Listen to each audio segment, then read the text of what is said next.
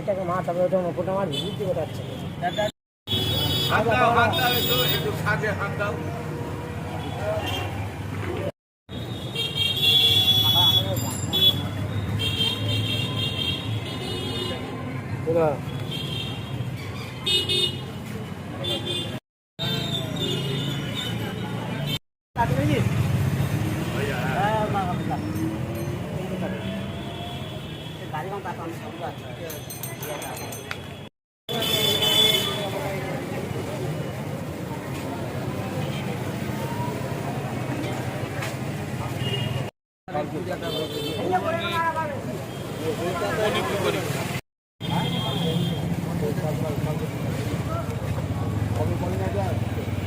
পর্যায়ের প্রস্তুতি চলছে। মণ্ডপ সজ্জা মোটামুটি শেষের দিকে, প্রতিমার ফিনিশিংয়ের কাজ চলছে।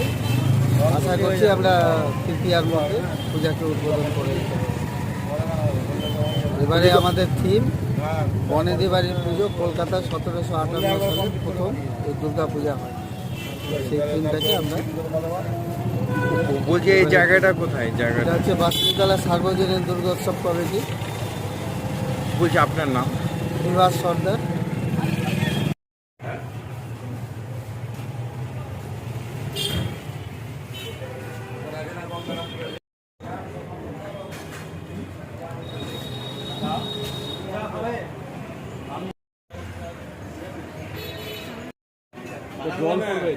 আরো জায়গায় যাবো।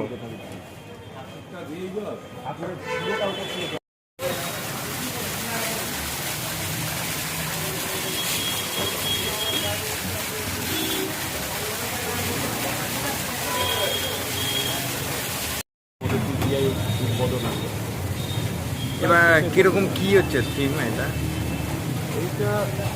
থিমটা মূলত একটা ইনস্টলেশন করেছি, পুরোটা ইনস্টলেশন হয়। এটা ক্রিয়েটিভ কাজ, এটা এরকম কোনো ব্যাপার নেই যে কোনো কিছুর আদলে বা কোনো প্যান্ডেলকে ওকে কপি করে এরকম কোনো ব্যাপার নেই। পুরোটাই আমার নিজস্ব চিন্তাভাবনা, আমার নিজস্ব।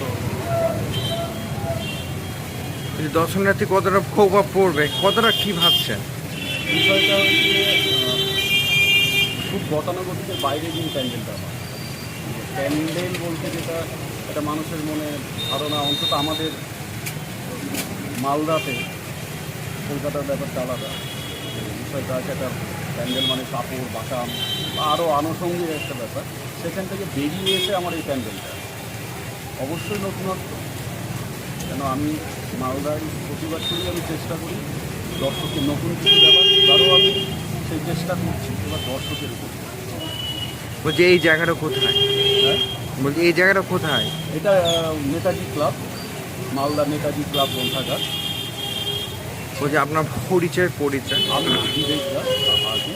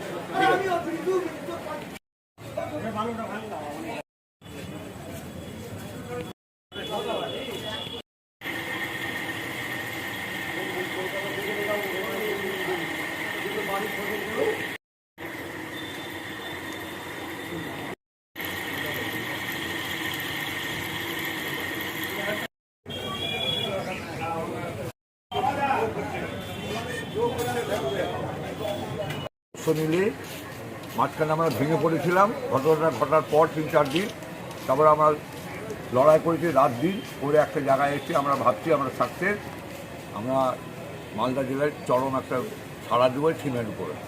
এইবারে কি থিম হচ্ছে আপনাদের এবারে ক্লাবে? আমাদের থিম হলো ফুটপাথের জীবন, তারপরে আমাদের সম্পূর্ণ বক্তব্য সমাজকে একটা বার্তা দিব। আপনার নাম? আমার নাম কৃষ্ণ কুমার দাস।